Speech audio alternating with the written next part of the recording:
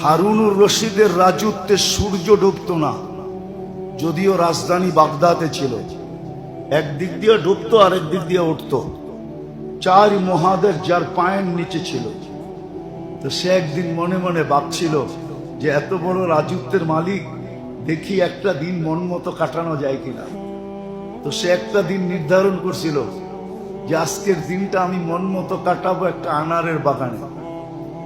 তো তার পছন্দের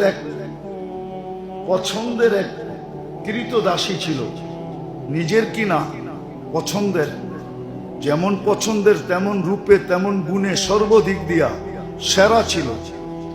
তো সে তাকে নির্বাচিত করছে যে একে নিয়ে আজকে আনারের বাগানে আমি মন মতো রাত দিনটা কাটাবো, রাত্রটাও না, শুধু দিনটা কাটাবো।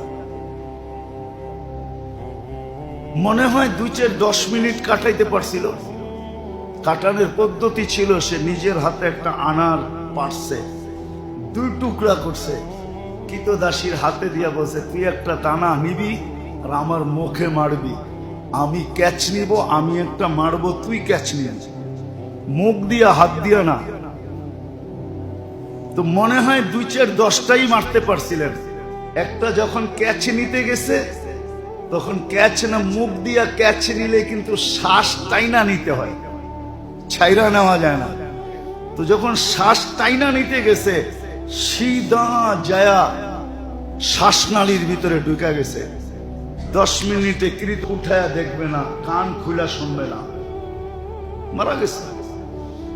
তো চোখের পানি জড়াইতে জড়াইতে বাহির হইতেছিলেন, আর আরবিতে বলতেছিলেন, ওয়ালাউ ইয়াউমুন ওয়াহিদ, ওয়ালাউ ইয়াউমুন, ওয়ালাউ ইয়াউমুন। একটা দিনও মোর মতো কাটাইতে দিলেন না। 4 মহাদেশের রাজত্ব তো দিলেন, একটা দিন মন মতো কাটাইতে দিলেন না। সত্য এটা, এক শ্বাসও কাটাইতে পারবেন না।